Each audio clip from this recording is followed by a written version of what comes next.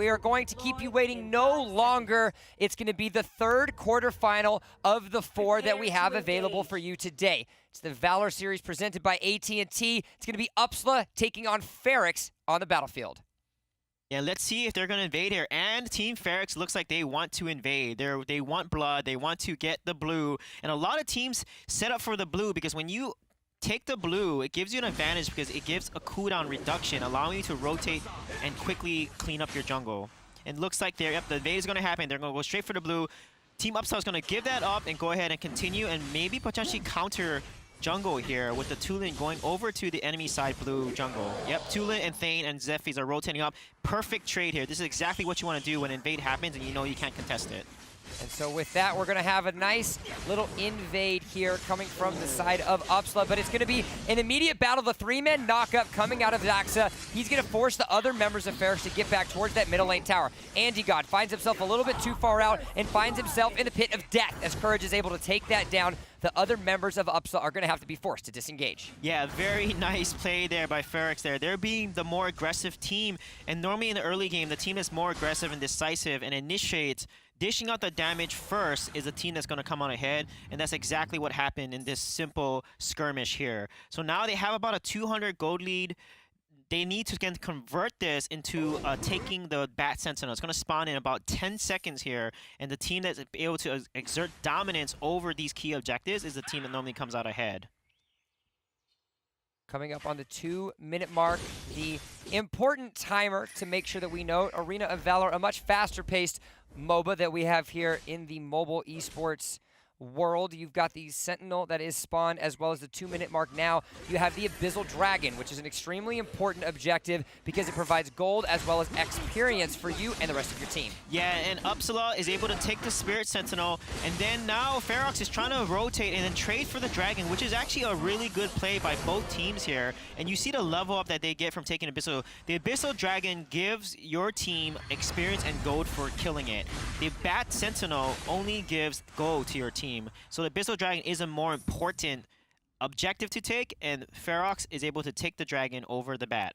And so now we're going to have ourselves a little bit extra of a reset. Zuka going to decide to go back. That's going to be Neo being forced to walk back into the lane. God going to catch Chamu and get that vision. Remember, there is no utility vision outside of that vision bird, so you're going to have to be forced to face check. And so if you don't have any members of your team, you better make sure that you know where everybody else is at. Yeah, this is why you see what Chamu is doing with Lumbar as the support. You want to be in the bushes constantly to give your team that vision, that information, because heroes like Lindis and heroes like Max can give vision using their abilities, but there's no type of mechanic like a flare or a scout that you can place or ward to give you vision. You have to get in the bush first. Meanwhile, Friend was taken down earlier by Flowery.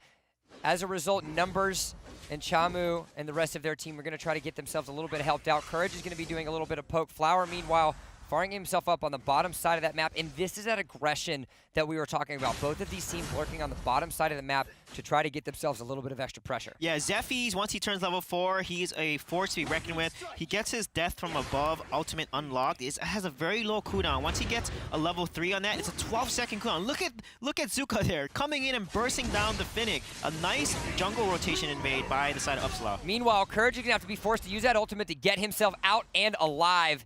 That is going to be a successful effort now. But look at the 3-man stun coming out of Friend. The rest of Feroxx are coming to follow. Numbers is coming up on the backside. That Lubu, we know the damage that he can create, but regardless, another member is going to go down. That's 2, rather. Flowery picking up Courage. It's going to be a 2-for-1 in favor of Feroxx. Wow, what a nice counter. You know, they lost, the Finnick was killed, and then Feroxx then all decided to rotate and collapse and get some kills, and that kept them in the lead here with 800 gold lead. So really nice decisive call by Feroxx there to then punish Upsla for staying in the jungle for too long.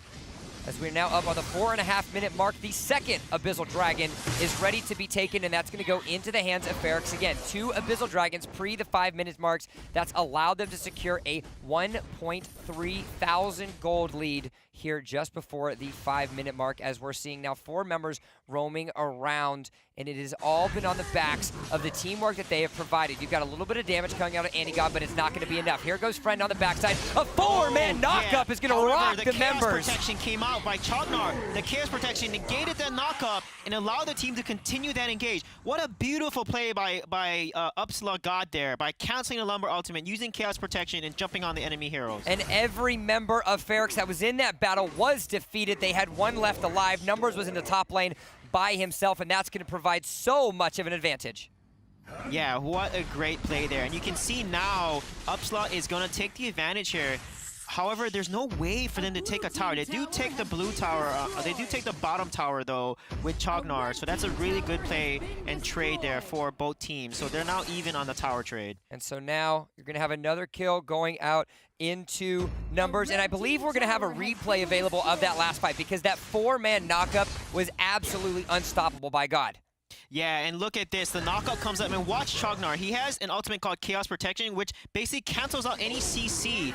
The knockup comes out, and he turns it on, and the team's right back in the battle. I mean, that was an amazing counterplay by Chognar. This is why Chognar is such a good hero to work around. When everyone is firing on the same meter, good things are going to happen, but there's no short of action here on the Antares battlefield. It's going to be Numbers all in the back by himself. Lubu is going to get ripped from the battlefield. His death timer is going to start ticking. You're going to have to be a heal forced out of the multiple members, and that's going to be the members of Feroxx being forced to run away. You saw what Upsla did. Lubu was out of position, so as soon as they saw him out of position, the entire team then just collapses on him, because the rest of Feroxx is running away from this fight. And look at this other engage here.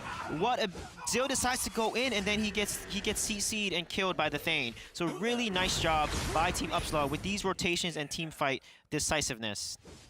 10-4, 16,000 to 3.5 is the advantage Upsla over Feroxx. But Upsla, while they were down 2 Abyssal Dragons, it's the early fights that have pulled themselves off to secure the lead that they have. 2 towers to 1. They now secure an Abyssal Dragon in their favor. And as we come up on the 7-minute mark, it is now all about the Dark Slayer that's on the map. Yeah, it is. And look at the gold lead now. Upsla has a huge advantage. And if a Tulin gets ahead of your team, that's going to spell a lot of trouble on the side of Feroxx here. And you have a Chognar that can just disengage the Lumbar Earth Shatter ultimate, which is going to give them a really tough time. And then you have a Thane you have to worry about as well. Wow, look at that dodge there. That Zil Courage barely got out of that alive. If he did not do that wind shift in time, Thane would have got him, and that would have been a really bad situation for him. So now we've pulled ourselves into the rotational aspect of this game, ensuring that everyone wants to make sure that they can get as many turns they need, but it's going to be another Flowery is going to rip out to the Fennec, and there's nothing that he's going to be able to do, but he's going to go down as well. Zuka picking up the kill onto Lubu, and now Chamu's the last one left alive. Zuka, he's going to dodge, he's going to move, he's got the moves indeed. Yeah, and you saw Neo, he waited for his passive, which is the Chi from Panda. When Panda has the passive up, the next attack does 15 to 20% damage amplification. It just deleted Lumbar, who's the tanky support. So really nice play by Neo here. And so now the Spirit Sentinel is going to go down. The members of Upsla are going to reallocate their resources back towards that top lane. There's 1 more outer turret left remaining. It's going to go down with ease. And that's going to be the outer ring available, which is going to give them plenty of opportunity to invade into that jungle. Yeah, and I love that Zuka is being played so much more often in NA here. He is an underrated hero, I believe. His kit is so strong. He's mobile. He does a lot of AoE damage. He has an AoE stun. He has a knock-up. He can jump around and, you know, get to the back line. He has a damage amp passive. I mean, Zuka is a very good hero, and I love seeing Neo play him right now. But the members of Feroxx are not the ones done dying just yet. Antigod going to pick up that kill onto Numbers. Chamu's going to be forced to run away and get the hell out of dodge as Zuka is coming in onto the mats. He's only got a staff, but that is 1 quick panda. He's going to be able to pick up another kill. Indeed, 2 members lurking under that middle turret, but it looks like the members of Upsla want to go in and finish off that kill. You can see Friend going to not go down. The last auto attack from Thane's sword not going to be enough, but the tower for take. Yeah, I really like this draft. Zephy's death from above, and you have the Panda's ultimate, both 2 AoE stuns, and you have Chognar who can slow the enemy once he gets up to them with his, and also negate any CC with Chaos Protection, and he can do energy surges that slow down enemy team and does damage. This is a very good composition for 2 divers like Azuka and a Zephyrs, and then the Tulin just comes in and cleans up. I mean, this is exactly how they want to play. The Thane can go in and front line or put someone in a really bad position, and then also Thane has a really good ultimate where when the enemy team is low on health, it takes away percentage HP. Meanwhile, we had another kill being picked up there. We had Neo on that absolutely fantastic Panda, is doing everything he can. Zuka, the mobility, the assassination, but more importantly, the skill and proficiency that Neo is able to provide 6, 1, and 5 here just 10 minutes in. Yeah, exactly. And that mobility, that damage burst coming out, along with the Thane combo, was a composition that was played in Southeast Asia a lot. Thane was really popular with like Genji on the team SMG, who they're very well known in SEA. And the reason why Thane is so good with Assassins is because Assassin takes all the damage, puts all the damage out, and his ultimate Excalibur does 15% of the target's lost HP as physical damage. So the lower HP you have, and you get hit by a Thane ultimate, you are in big trouble because you're losing 15% of that lost HP as damage. Nothing is more terrifying than being low on HP and seeing that great sword fall straight towards your character. Yeah, and it's an AoE too, so he can literally wipe a team out if the whole team is low, like 20% health or less. If that lands on an entire enemy team, Thane can literally just wipe out the entire team. And so now we're at 11 minutes in the game, and this is where Upsla has the opportunity to push themselves off and secure the biggest and best objective, which is going to be that core in the middle of the base. But they have to go through the 3 high ground turrets first, as we're going to see the turtling defense come out of Feroxx. They're going to have to be forced to go and back off themselves a little bit. A great effort by Upsla to continue to keep these minions pushed up in all the waves. You can see Neo with that Zuka on the top lane. They're going to be pushing off, and you're going to have everyone floating towards the top side of the map, potentially going for that top high ground turret. Yeah, so what they want to do is they want to organize the waves. They want to have all 3 waves crashing in at roughly the same pace and the same time, because that allows them to see which tower is less defended, and they can then attack and rush that tower to push it down. That's what you see a lot of people do in other MOBAs. Once the waves are organized, they can do that, but it looks like Upsla is not going to do that, and they're opting to go for the Darkslayer instead. I like the patience that they're providing right now. They understand that while they have lots of advantages, 9,000 gold, it's the Darkslayer that's going to be able to put them over the mark against Feroxx. They're going to be able to take that down with these. You're going to have a little bit of zone out by Zaxia, but instead, he's going to decide to re-engage. He gets himself a double knockup, and he got sitting on the back line, kiting off against numbers. God is going to be able to pick up that kill. Courage, Chamu team, and Friend are down. The only one left remaining is going to be that Fenix, but he is nowhere in sight. The rest of his team falls off the mark, and that's going to be big death timers for the members of Feroxx. He just said, bye-bye, team. You're fighting. I'm gone. I'm running away. Fennec needed to be in the fight because Fennec is their damage dealer.